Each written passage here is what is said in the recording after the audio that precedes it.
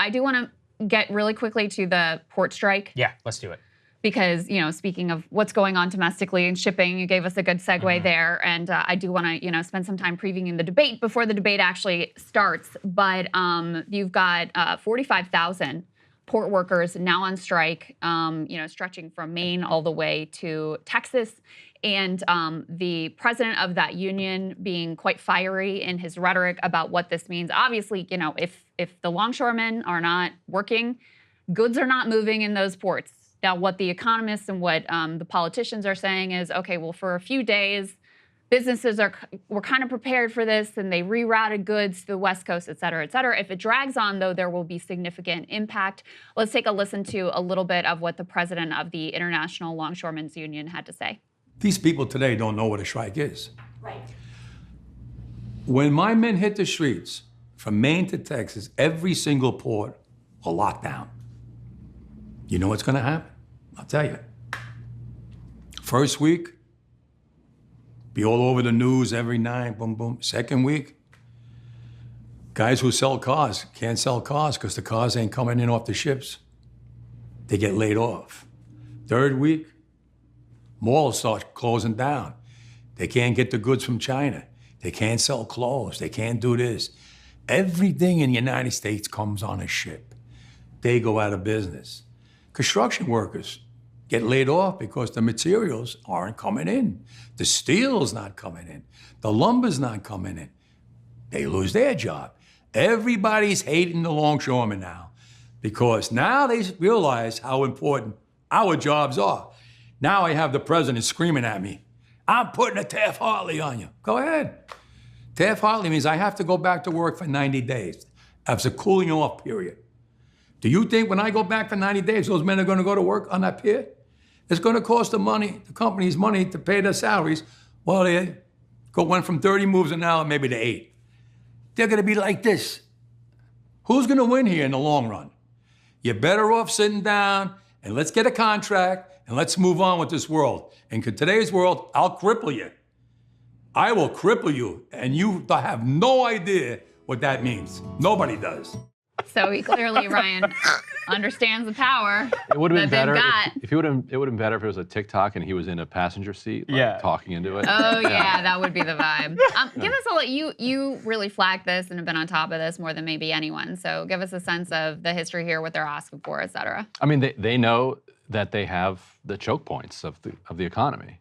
And the choke points of this election coming up too. And with the election coming up, yes, but at the same time, they know there's going to be, like he said, he's going to have the president yelling at him. He's going to have Mayor Pete, no doubt, yelling at him. Mayor Pete's been in the middle of this trying to get it to a deal. They're asking for $5 an hour extra every year for their six-year contract, and they're fighting against automation. Yeah, those are the two big things. Yeah.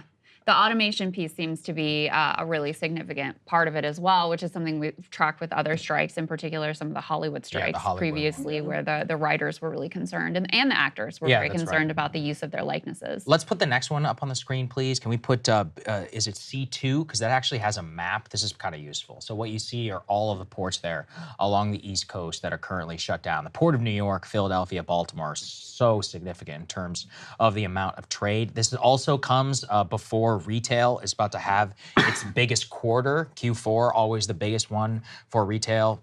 December, Thanksgiving, all of those sales. So, I mean, it's very smartly timed on their part. It would, I mean, in terms of the specifics of the contract, like Ryan was saying, they're asking for that raise that would happen. What was it? The ILA wants the base hourly rate for it to change to $69 from a $39 per hour, a 77% pay increase that would phase in over 6 years as a condition to sit down to talks with maritime employers. The kind of issue right now is that they rejected the previous one, the ILA, but it wasn't just over wage issues. It was specifically also about automation. Their, response to everyone who was like, "Oh, that's ridiculous," was like, "Well, first of all, it's over, 6 years." But their real beef with them is about the amount of profit that ocean carriers had during COVID. So everyone will remember all of that. Have been really cleaned up. And they raised prices. All those shipping, those some of shipping the guys, worst abusers in terms of corporate they're worse than the greedflation. who was it? They're worse than the trains. Like remember we covered the railway strikes. These people are filthy rich. So that's really where the actual sticking point is. I think the real question will actually be about media coverage, because kind of like last time, the railway workers weren't able to get their message across really at all. Biden crushed them effectively and forced through that deal. So this time, kind of like he's saying, he's like, well, the media is going to blame us. But, if you actually explain the situation, look, without taking a side or whatever, if you explain the situation, it's reasonable in terms of the way the contract works and all of that. Politically, I have seen criticism of them of like, hey, you guys are screwing over Biden and the Democrats, like when they need you once. But if the contract comes up over every 6 years, what are you supposed to do? Just wait another, it's like, we went 12 years without a pay increase. I've seen a lot.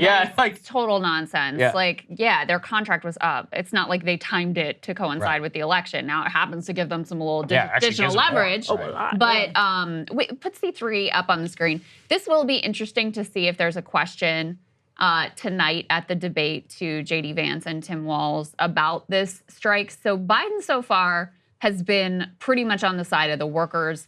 He said, he was asked, Mr. President, will you intervene in the dock workers strike if they go on strike on Tuesday? He said no, and they said, why not? Because there's collective bargaining, and I don't believe in Taft-Hartley. So without getting too much into the minutia here, and here you have Bernie Sanders saying President Biden is right. And Biden put out another statement that, echoed and elaborated on this basic instinct.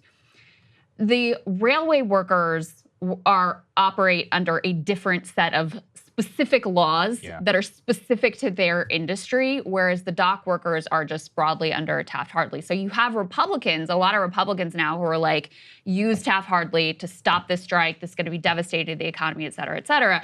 And you've had Biden so far on the other side of that saying, no, there's a collective bargaining, collective bargaining is occurring. The companies need to do right by the workers, et cetera, et cetera.